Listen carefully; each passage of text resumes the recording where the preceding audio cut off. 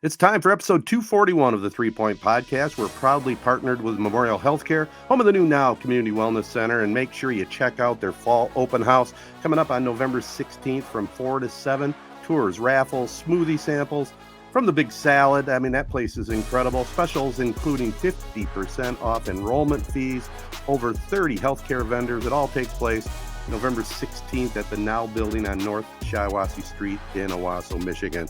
We're also teamed with the good folks at Skymint Cannabis, Michigan's leader in the industry. Over 15 locations throughout the state of Michigan. Check out the new Skymint Reserve, the good stuff. If you're over 21, go online at skymint.com. Sign up for the rewards program. Skymint is your one-stop shop for pain relief, help sleeping, or if you just want to chill. We like to chill, right, guys? Skymint's still offering the coupon code 3.20 at the front of store for 20% off Skymint products only for new customers. Also, I want to thank our local partners, AZEE Printing Solutions, Capital Sports Fieldhouse, Pro Real Estate and Auction, Nelson House Funeral Homes, Rivals Taphouse and Grille, and Success Group Mortgage and Servicing. Well, hopefully we'll have a fun pod tonight. I got a feeling that we're going to be all over the place because Matt's just getting back from a little family gathering. Jared's getting ready to go to a wedding in Miami, and I'm just doing my regular thing other than tomorrow, going to babysit the two granddaughters down in the Detroit area. So we're all over the place, fellas. All over the place. Yeah, I can take this. I had a little bit of a wake-up call. I feel like I've had a few of these at this point now, but a wake-up call yesterday. So my brother's back in town from Arizona for a week. You know, big health guy, has been for 4 or 5 years at this point. So he finally kind of convinced me to go work out with him. So I guess that's a positive step. That's the one positive of this entire story. So we go to, our Corona listeners will know, if you're not a Corona listener, you just take your local sled hill, basically, is where we went. Mm-hmm. So we went to Mount McCurdy in Corona, and back in high school I used to do this workout kind of as like after football practice or 2 days or summer weightlifting workout or whatever. I would go and run the hill. I'd probably do like run up at maybe 10 to 15 times. If I was feeling good that day, maybe I'd do it 20 times.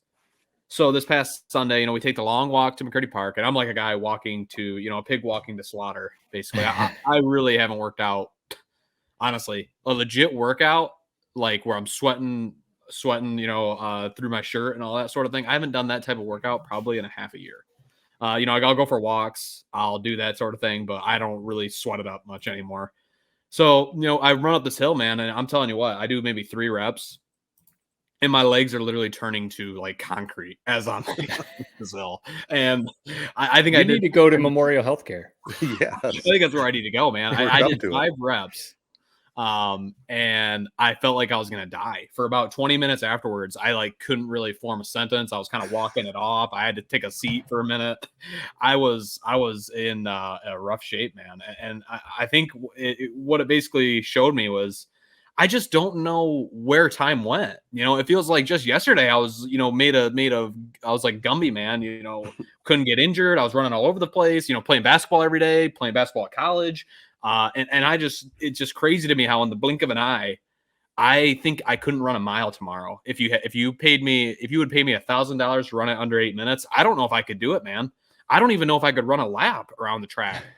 It was just very scary. And so that, 20, 25 minute walk back where I was basically the whole time finally caught my breath by the time we got back home, just kind of playing it back in my mind, man. I mean, where did I go wrong? I don't know. I don't know. So I just wonder, have you guys ever had a moment where you kind of realize that you're no longer the athlete you once were? I mean, Ted, we've said this. I don't remember the exact stuff that we've said this about, but Jared sometimes with the stuff that he brings up makes it sound like he's a lot older than what he is. Exactly. I mean, yes, we all have these realizations at some point, but how old are you, Jared, again? 23. 23, right. I feel like 23, I was still feeling like the prime of my career playing pickup ball at Grand Valley and, playing flag football and all that kind of stuff. But no, you fall out of shape. I think we all know you fall out of shape a lot quicker than you get into shape. All you need is a couple weeks, even sometimes just like a week vacation, and you fall completely off. So if you're saying you haven't walked up a hill in like over 2 years, then you're falling out. No, to answer your question though, the thing that always comes to mind when we talk about this, I've always stayed fairly active. Sometimes maybe slip a little bit out of shape. Sometimes I'm in better shape, that kind of thing. But I have always stayed pretty active to try and stay in shape. It was pre-COVID, so 3 years ago now. My work through down here in Charlotte through the local YMCA, we do intramural sports, softball, flag football, kickball, all that kind of stuff. We had a flag football team, and we actually had a good team. It was a bunch of guys, former players and all that kind of stuff like me, mostly former high school players. A couple of guys played like small college, and we were pretty good. But, we're all low 30s. And we went up against a team one night that was all your age, Jared, low 20s, maybe fresh out of college. And we were hanging with them because we could play, but we were not in that kind of shape, Right. 22, 23-year-old shape. Like they were just up and down the field. We needed to use our timeouts.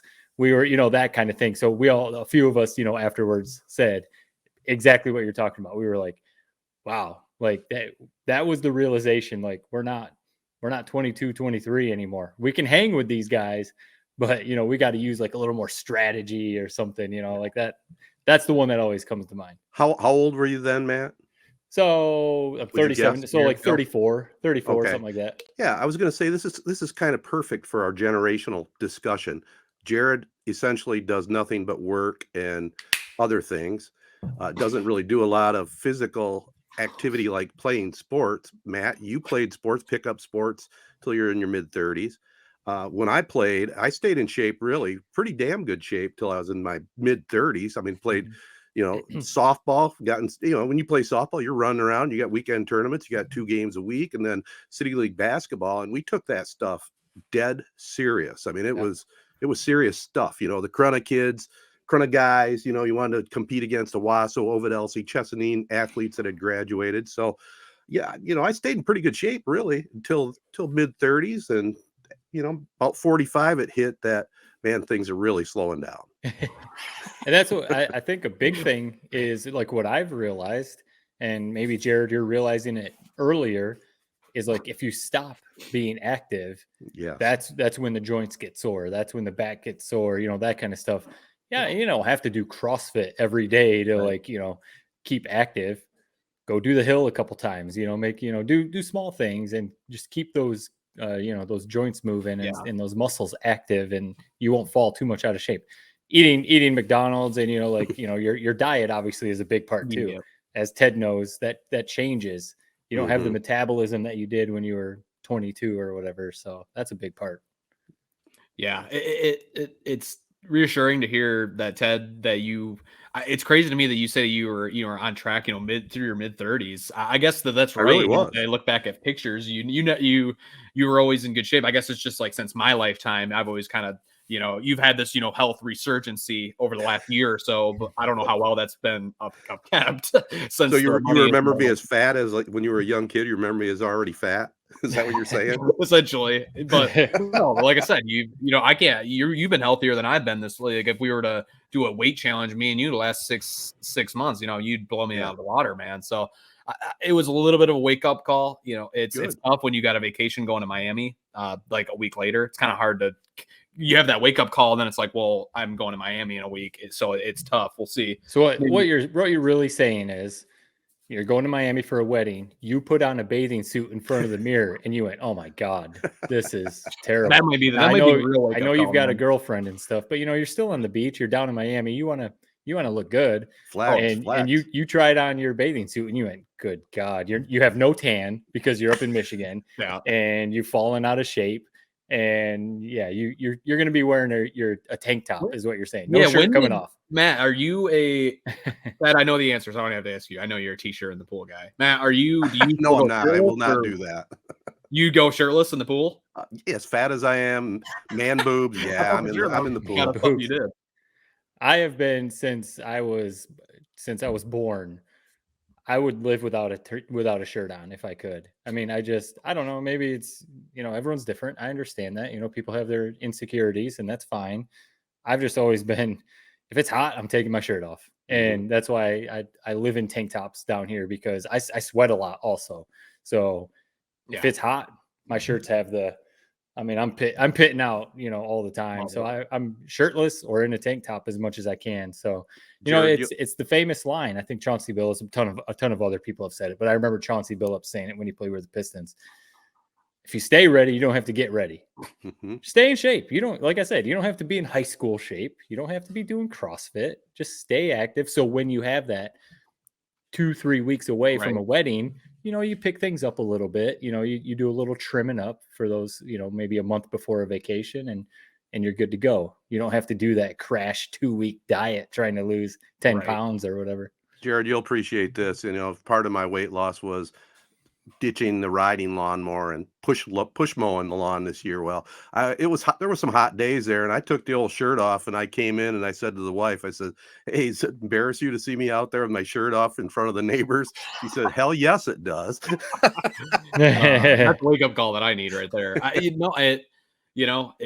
guess the Miami, it probably will be the final, straw, having to take my shirt off, because I have been noted that there is a pool where we will be staying, and there will be a lot of people I know, obviously on my girlfriend's side of the family, that'll be poolside. So there was a time in my life, man, where me taking off my shirt, I loved it. Right. It was like, it was like, man, invite me to the pool parties. Now it's like, God, if I didn't have to get in the pool the rest of my life, man, I'd be happy with it. So here's the thing. 23. This is the key with a lot of things, whether you're going to buy a car, whether you're just making up a story and you're lying through your teeth about it. Just do it with confidence. Yes. Even just do it with confidence. Don't shudder around it. Walk around like this. Take the shirt off. Take the shirt off. Go swim. Have a good time. Don't worry about it. Amen. Amen. Well, Matt, let's slide to you for a second. We're recording this on Monday night, and I know you said your parents were in town. I assume that's where you went, is hung out with them, camping or whatever. Fill us in what you've been up to. Where were you at? Yeah, I was in Disney. Disney. Oh, another Disney trip. Right. This guy. I missed it. This guy right here. No, I've posted a few things, a couple stories and stuff, but no huge photo sharing yet. It will happen. Right. But no, my parents were in town for over Halloween. They were here for like 4 or 5 days. So we did hang out with them. And then 2 days after, actually the day that they left, we headed down to Disney. Classic Disney trip. My daughter's birthday is today. So happy birthday to Claire. Yep. She's 7. Awesome. And so, which is wild to think about. But, yeah, so we went down to Disney. Some friends that we had from high school, they have 2 kids. They came down and met us. We got an Airbnb, had a pool, right there in Kissimmee. So close to Disney. We did a couple days at the parks, a couple days just chilling at the house, sitting in the pool, and now I'm back. So yeah, it's one of those, 5 days. We were there for 5 days. On the way back, we were like, one more day. It was great, perfect. One more day would have been key, because those days going to the parks. I know we've talked about my Disney trips a lot on this podcast. Got a nice little hat here. Walt Disney. That's a classic lid. Yeah, it's nice. They're busy, man. You wake up early and you get to the parks and you're packing. Kids are going crazy. You're just walking around. We walked one day. I didn't ask my wife the second day. The first day we walked over 7 miles. So you're just walking constantly. You're in and out of rides. You're eating on the go. You get back and you're just cashed. So that's why we were like, we need a couple days here where we just kick it at the pool and, we don't do anything. And then you're trying, with our little guy, he's only 10 months old. So you got to worry about trying to get him to nap, stuff like that. So, but it's still fun. It's a blast. The kids had fun, good times all around. I wouldn't have last, man. 7 miles. I can do a couple miles. So Godspeed, man. You and your family. That's impressive. I will say, be ready. I mean, I'm sure you've looked at the weather. I'm sure you've done that, but it was hot as hell. I mean, Florida's always hot, but like in Miami's even, further south than Orlando. So be ready for that heat. And be ready for that. You're probably a sunscreen guy. You strike me as a lather up in sunscreen. That Florida sun is different. You're going to come back burnt. I don't think I've ever been like sunburned. And I don't know if that's because I'm overly careful with the sunscreen. I don't know if that's probably a little bit of having like good skin for it, I guess. But also I'm usually pretty good with the sunscreen. I've luckily have kind of avoided a big like sunscreen scare. It's because you leave your shirt on when you're at the beach. Those long sleeves. Yeah, the long sleeves help. But no, that's Disney, man. As an older guy, I tell you what, Disney is still kind of on the list of. I went when I was a younger kid, 6 years old. I don't remember much about it, so it's kind of near the top of my list of places I want to see. now that I'm an adult and I can take, I saw the one picture, Matt, you guys were watching fireworks and you were right along the castle. Castle looked like it was lit up with maybe 5 million lights. It looked pretty sweet. It's amazing. They do a projection show basically onto the castle. It's impressive, as like, some people are like, Disney's all corny and all that kind of stuff. And I understand all that, but like, it's really cool, honestly. Even if you don't have kids, it's just a good time. It's just fun, So you cannot have a bad time at Disney. I mean, if you do, you're just a sourpuss, man, because that place is magical. It really is. It's good enough for guys to go there right after a Super Bowl. It's good enough for somebody like me to go there. And it's out here and have a great time there. Hell yes. Well, make sure you see South Beach. You got to at least check that out. Yep. Well, apparently there's like a hurricane rolling in. So I did see that. Up in debate whether this wedding or not is going to happen. I will say I'm very much hoping it does. Because as you guys know, when you check out your plane tickets, they always give you the offer, $50, get flight insurance. I didn't click that box. Right. So about $1,000 riding on this hurricane that it doesn't touch down. So oh boy. Is it an outdoor wedding? Is it a beach wedding? No, it's indoor, but I'm just worried, we're not exactly flying Delta. We're flying Spirit. So boy. Oh boy. It could be a weekend from hell, man. It's good luck, buddy. Yeah, there's a chance it's a weekend from hell, not exactly a vacation. Where in Michigan, where does Spirit fly out of? Flint? Detroit, right? Detroit. Oh, okay. Well, it's because I was like I was last second sort of going on this trip. I wasn't sure if I was gonna be able to get out of work, and so kind of just booked the tickets a few weeks ago. And I mean, the tickets prices were, $1,100 for like a Delta flight. And I'm always a big flight guy. I'm always like, I'm going to do Delta. I don't care if it's extra $200, but man, when it's extra $500 a ticket, it's a little bit easier just to go with the Spirit plan. For sure. That just shocks me. It was that expensive to fly to Florida, but hey, it is what it is. My the people that we went with, they still live. They live in DeWitt, but they flew out of Grand Rapids Southwest. I forget what they said, but they said they got a great deal. So I don't know if you looked around at every airport, in Michigan. No, I don't. And that was my brother actually, because he just flew back from Arizona for like $100. He's like, exactly. I only think Delta or Spirit. It's like, I think, this is the nice one. This is the bad one. There's got to be the good deal here or there. So, well, I can't wait to hear your report on Spirit Airlines. I don't know if they're going to be one of our sponsors ever, so I can't wait to hear about that. Let's get right into the good stuff here, guys. I just want to say before on my catch-up portion, I'm just going to wave it all off and say, hey, listen, we're recording this on Monday. It'll probably be posted on Tuesday. It's election day. You got to go out and vote. Yeah. Do what you're responsible. I don't care who you vote for, but you got to vote. And then also Veterans Day is coming up this Friday. And I want to say a shout out to our family members, Jared, that were in the military or still are. My dad, Bud, he enlisted, or he got drafted actually, and was in the Army, came out as sergeant. My two brother-in-laws, Gary and Joe. Gary was in the Army, Joe in the Navy. Nephew Jacob still right now in the Air Force, serving our country. And our niece Jenny, she served our country in the Navy. So salute to all the veterans out there, right? Oh, yes, sir. Amen. All right. Well, we'll be right back after this short pause. Take a look at the Prep Spotlight presented by Capital Sports Fieldhouse, and we'll talk a little high school football right after this. All right, guys, let's get right into it. It is the Prep Spotlight presented by Capital Sports Fieldhouse. And in football, our Corona Cavaliers put up a gallant fight to Portland, powerful Portland team, but lost 34-28.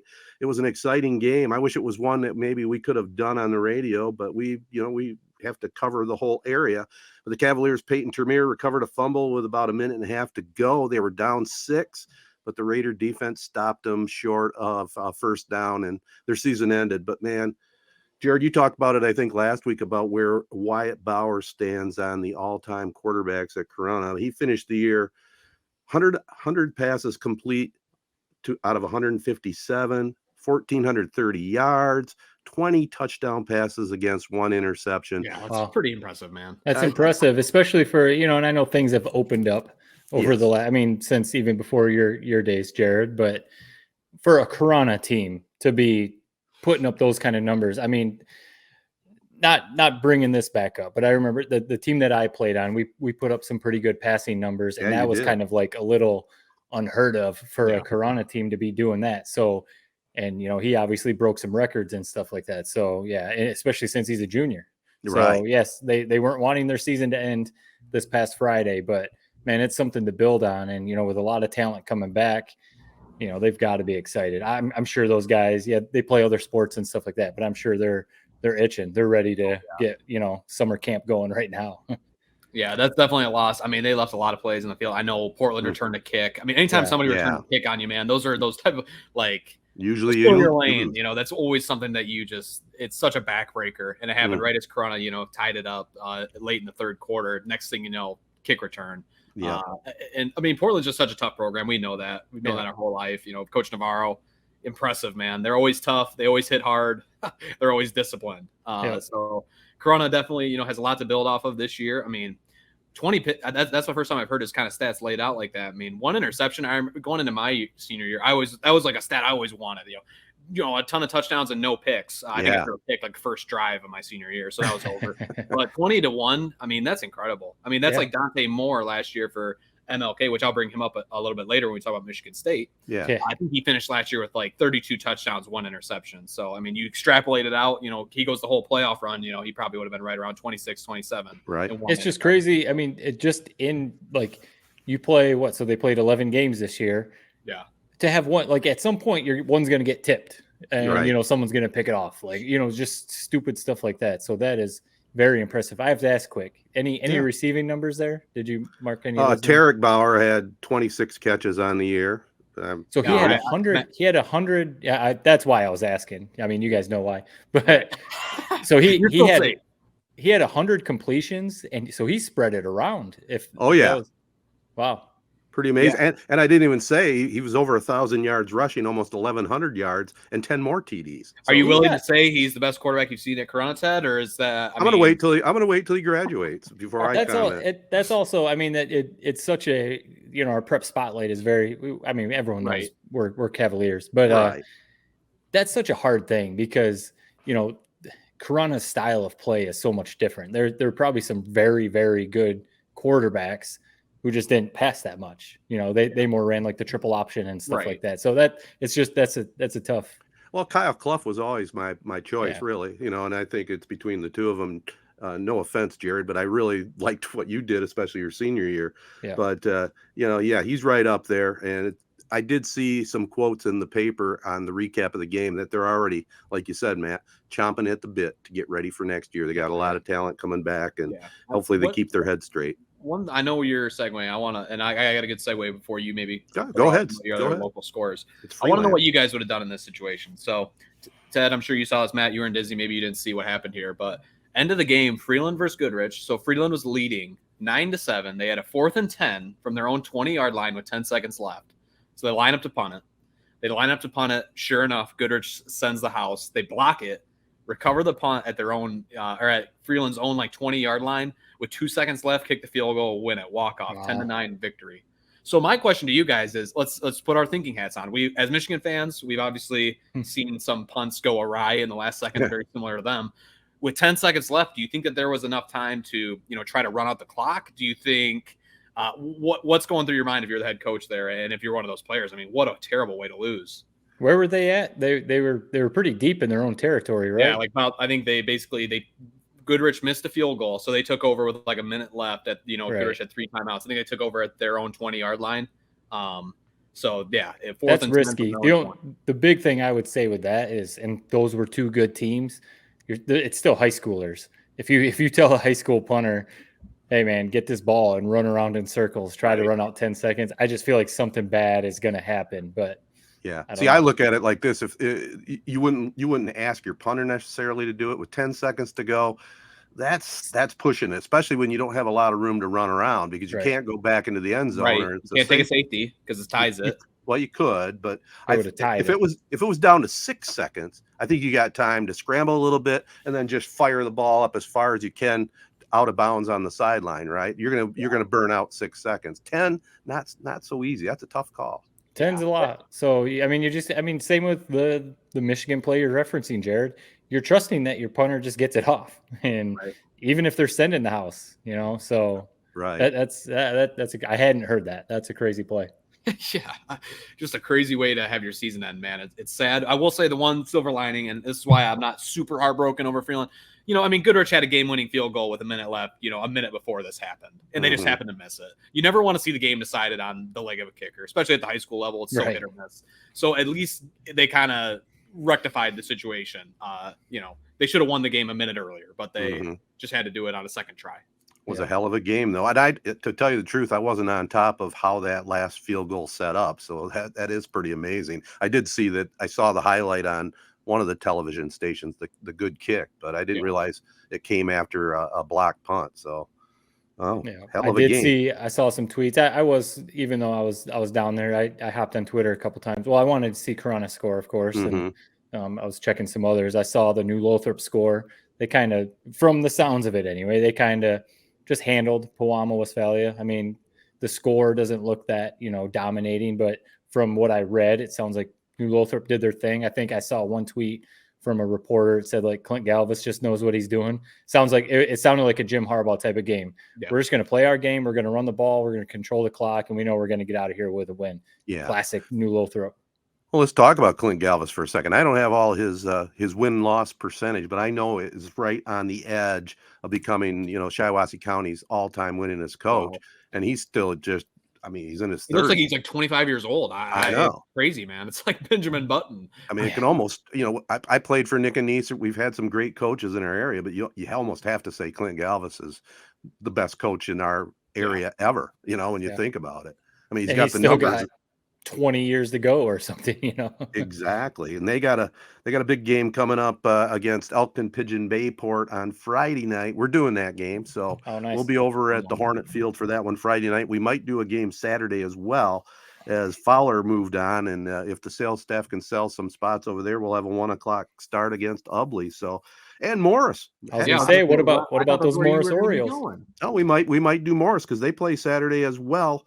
They take on Mendon at Mendon. Mendon used to have one heck of a program. I think for some reason in my mind, I want to say they had the state record for most wins in a row at one time. It was a bummer, man. We were doing a story on the team that Magi. That Mendon happened to beat in the semifinals. They were in the previous round. They have basically Colon, just real quick. Colon has a wide receiver who his ending stats of this year, 35 receiving touchdowns, I think like 1,400 yards, and like he had one game where he had 18 receptions. Like, wow. So I tell you what, man, if I was Ted, I'd be banging on the radio station door, man. Those 8-man games, they're never know what you're going to get, and they're a blast. No, you're right. You're right. Well, we'll see what happens. That'll be Saturday. That'll be the radio station's management decision on that one for Saturday. I can give my input for only so much. Yep. I saw Lansing Catholic, who took down our local favorites, Durand. They also took down another local, Ovid Elsie. So Lansing Catholic, they come down a division. What were they, 5-4 coming into the playoffs? So it's 4 and 5. They were 4 and 5.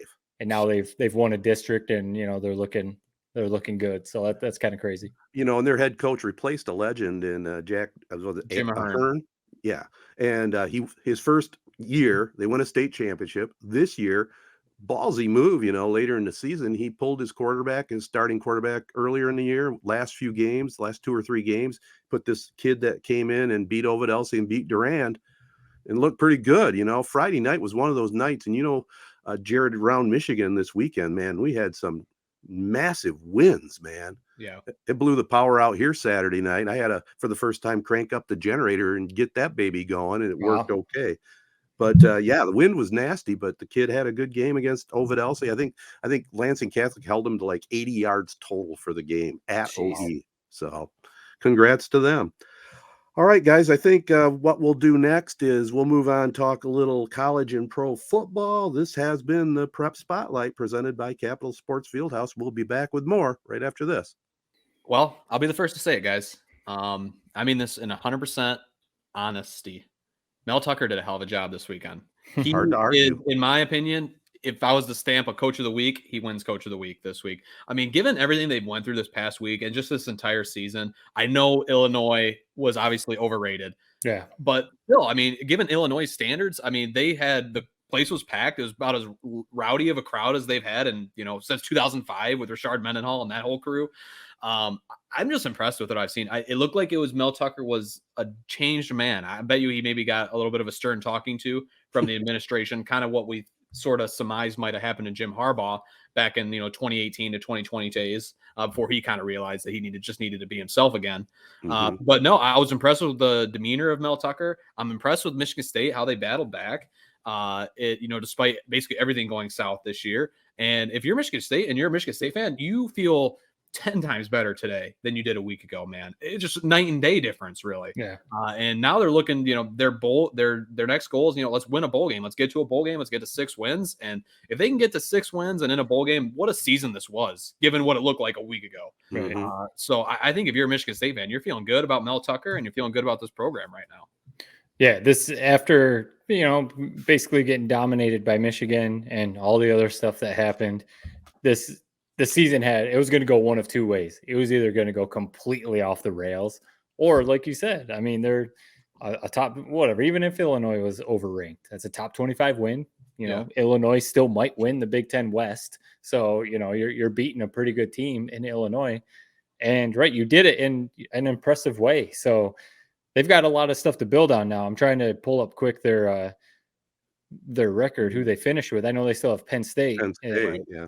So that's the game they're probably going to need if they want to make it to a bowl. Yeah, they go at Rutgers this week, and then Rutgers, at Indiana, and then Penn State. So I mean, not easy. Penn State, but 3 winnable games. I know Rutgers gave Michigan a little bit of trouble, but they could definitely get bowl eligible. And if they do that, like you said, Jared, they do that, they win whatever bowl they make it to. Hey man, you say this season was a win. Yeah, and I echo what you said, Jared, right out of the gate. I mean, Mel Tucker did a hell of a job this week after what happened at Michigan, after losing 8 guys to suspension, all the stuff that was going around the program this week, to go on the road and beat a good Illinois team. Congratulations. That was a nice job. And not only that, I'll be honest, man, after that Michigan game, I was like, this rivalry's over. We're never competing with that, where we kind of put them in the rearview mirror. I was feeling good. I don't feel that same way today, because if you haven't seen, I know you guys maybe aren't as up to date on recruiting. Dante Moore, maybe the best quarterback Michigan's ever had, come through their state. Basically, from what I've seen on Rivals, it's now up in the air. He's basically contemplating flipping and coming to Michigan State, man, which, given everything that state has been through, like we've talked about, ad nauseum this whole season, it still shows that Mel Tucker's still got a little bit of magic when it comes to recruiting, man. People are still buying what he's selling. I mean, let's pump the brakes a little. I know you're trying to, Joey Janka, your buddy, you're trying to make him feel good with this conversation we're having here. It was one, let's call it what it is. It was one Spartan slappy reporter who does recruiting for Rivals, put in the crystal ball for Dante Moore. That's it. And what the reason is, but there might be a little bit of smoke to it, because he's committed to Oregon right now. Right. Yep. Any more with these kids, verbal commits mean absolutely nothing. So he's verbally committed to Oregon. He hasn't signed any papers, but Oregon's head coach and their offensive coordinator, actually, they're like dark horses to become Auburn's next head coach, which Auburn, I mean, SEC, Auburn money, that's got to be intriguing to everyone, even maybe Mel Tucker, who knows? I mean, he's making a ton of money at Michigan State, so maybe not. But, so if one of those guys from Oregon, the head coach or the offensive coordinator, goes to Auburn, who those are probably the 2 main guys who are recruiting Dante Moore, then sure, that's when I'll start to believe it. But right now, no. That Nike money, that NIL deal that he's going to get to go out to Oregon, can't compete. I don't care who it is at Michigan State, can't compete with that. But if some of those coaches leave to Auburn, I will start saying this might happen. Well, not only that, and also if Mama says stay home, young man, you know. But why? I guess if Mama says stay home, maybe. But maybe he can say, I can go to Oregon and you will never have to work a day in your life. No, that's true too. Matt, you might know this better than me, Matt. Do we have like some sweet recruit coming into Michigan in the next couple at quarterback? Why do I feel like we've been outside of this whole Dante recruitment this entire time? I feel like we've been on the outside looking in. Well, JJ McCarthy being there, Dante Moore has always said he wants to start day one. And we know JJ's, he's going to be there at least 1 more, maybe 2 years, who knows? And then Jaden Davis is a 5-star 2024, actually down here in Charlotte. He's got 1 more year. I'm definitely going to go try and watch a game, especially if Michigan is leading his recruitment or whatever. I want to go catch one of his games on a Friday night. But yeah, that's what it is. Everything I've read is, Dante Moore wants to start day one. So we know JJ McCarthy's going to be the starter next year. And then Michigan's all in on this Jaden Davis kid in 2024. So basically Dante Moore was never going to happen. But before we get into the Michigan talk, we were just talking about Coach Tucker. I just got to throw this out there. How about the job that Brian Kelly did on Saturday night, man? How sweet was that? I mean, just a great call. He's got that program turned around from the slow start. They're playing some ball down there for Kelly. I mean, say what you will about Kelly. I know there's been a lot of bad stuff behind the scenes, but the guy can coach. The guy knows football. I mean, he's won everywhere he went, starting with Grand Valley, of course, and then Cincinnati, Notre Dame, everywhere else he's gone. He's been a winner. He's just a dickhead. I don't know. I mean, he's just not a likable person, but he can coach football. He can be a dickhead and be a coach. If he can keep it together at LSU, he could do something good. Mm-hmm. It's crazy. I mean, like I said, he was almost worse off than Mel Tucker ever was, man. After the TikTok videos, the fake Southern accent, them losing to Florida State, losing 2 quick games this year. It's impressive how, I don't know if it's because he's kind of faded back into outside of the media spotlight or what, but he's really got that team humming, man. And I wonder if we maybe sold Alabama a bit. I don't know. They are Nick Saban's in a weird spot that I've never seen before. Right. They lost a ton of talent from last year's team, and usually, that's what's crazy. We're used to seeing Michigan or Alabama just every year reload, right? So it is crazy to see. Yeah, but a 2-loss Alabama team, and then they're way down. Think about that.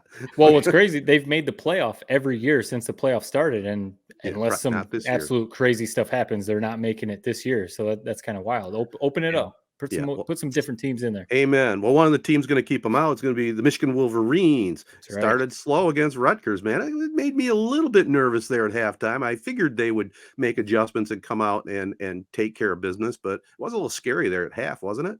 Yeah. So I was, at Disney as previously mentioned, and all of a sudden I pulled my phone out at one point and I had like 7,500 text messages from one of the threads that, my buddies, we talk a lot of Michigan sports.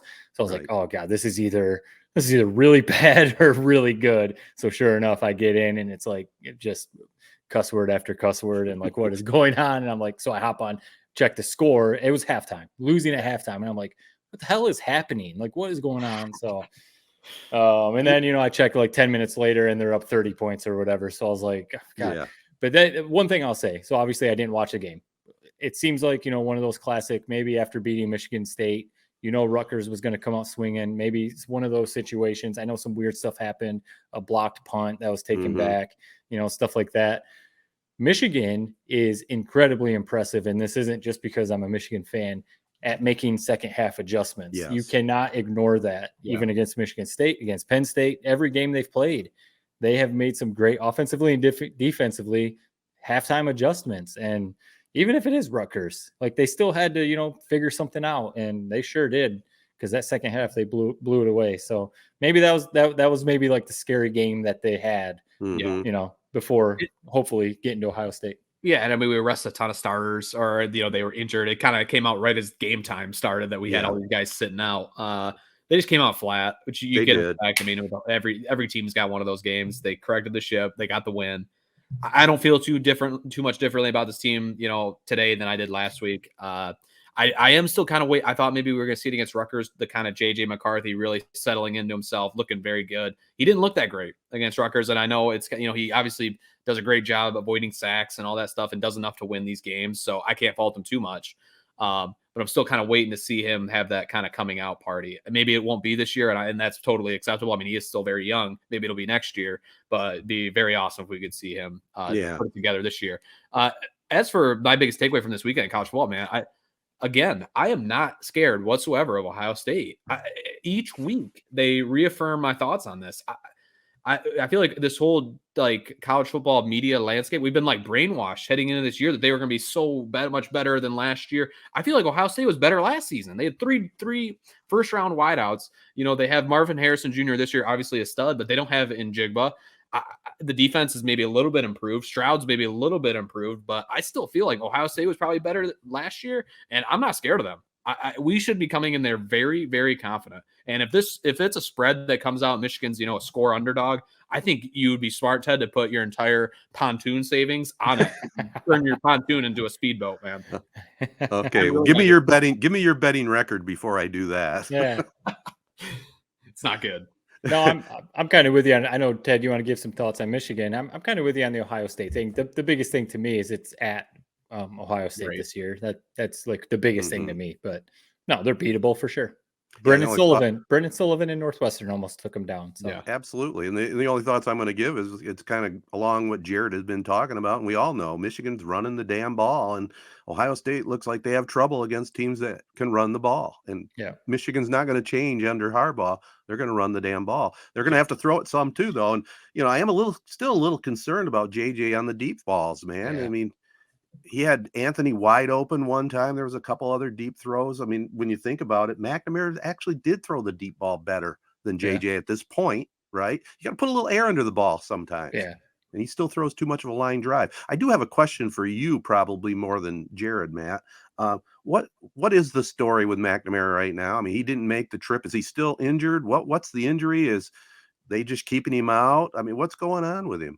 I thought maybe we would see him as a backup by now. Yeah, everything I've read and like on some of the like the forums or whatever, he's injured, but everything points to he's going to transfer. He's probably not coming back at all this year. That's why he's not traveling. Got it. It was a knee injury, but like he hasn't had surgery. Like Eric Gall, the tight end, he did have back surgery, so that's why he's out for the year. But no, it seems like Cade basically is still around the program, but all signs point to he's going to transfer. So probably won't be back in uniform at this point. It's a bummer.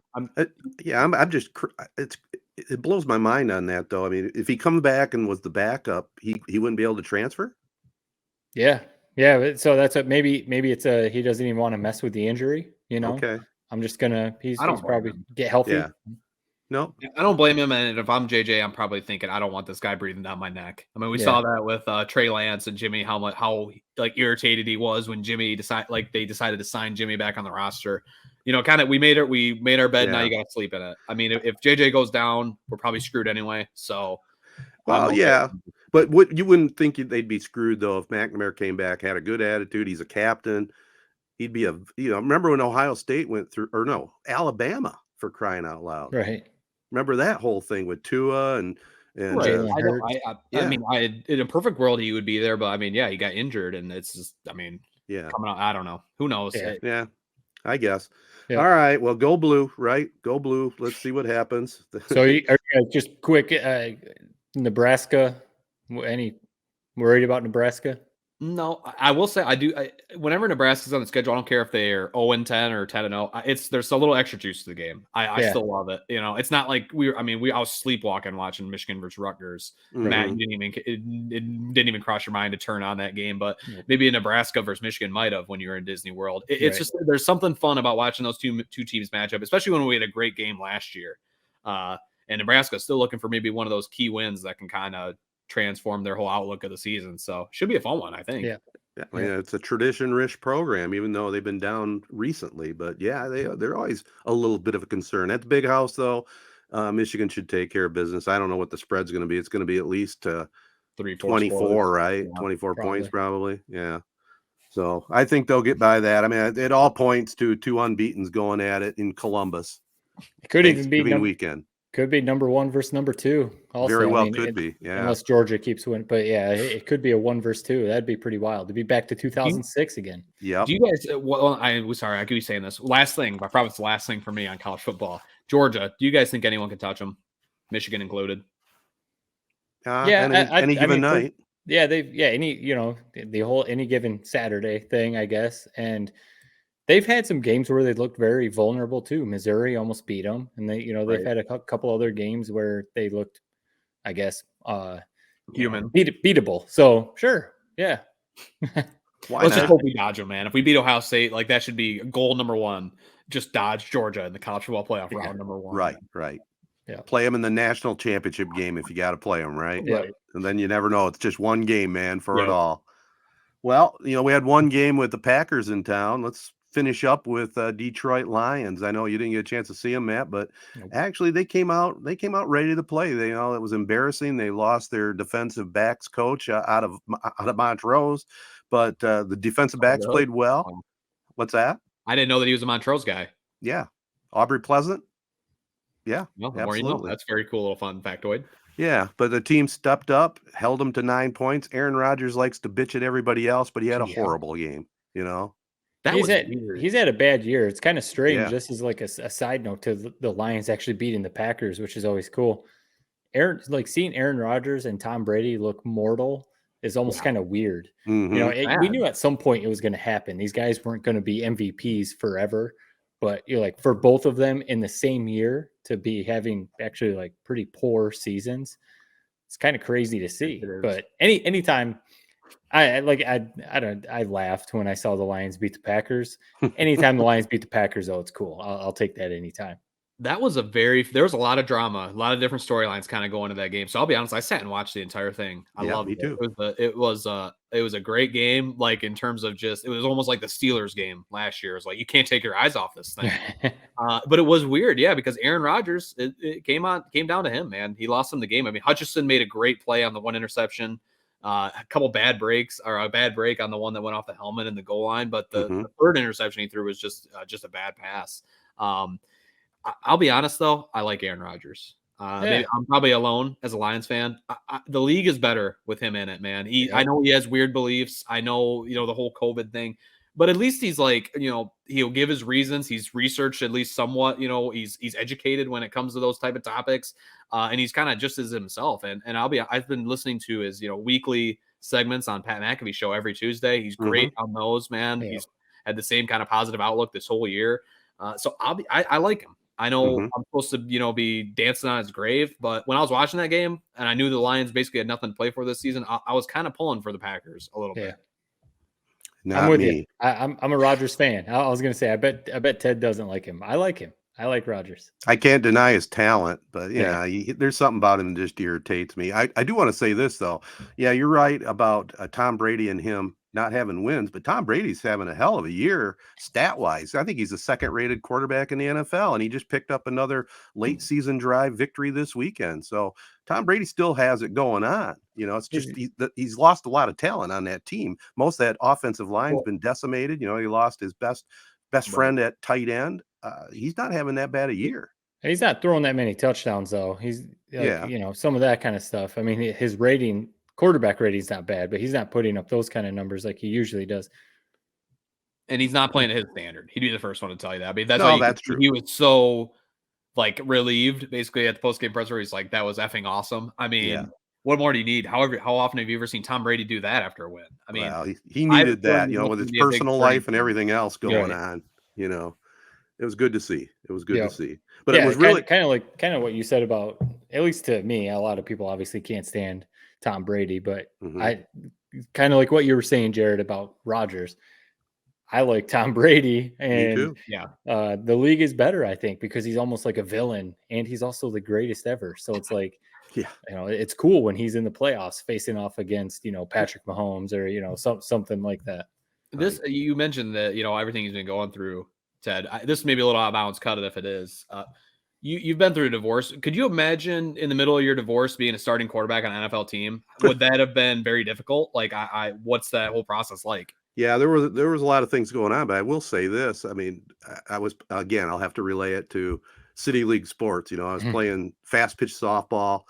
I mean, what really happened is, there's stuff going on, and it's not a fun thing to go through. But for that hour and a half, it's a release. You're into that. You're not worrying about all your other issues you got going on. I don't know if Brady can do that, but if anybody can, he can. You know what I mean? For that time when he's on the field, maybe he can put that other stuff behind him, because that's what you got to do. Yeah, it's tough though. Yeah, especially all the practice. He's obviously notoriously like always practicing and that kind of stuff. So yeah, now he's got to figure out, well, when am I going to go see the kids? What am I going to do this? And all that stuff. Yeah, that's tough. That's real tough. Back to the Lions real quick before we sign off.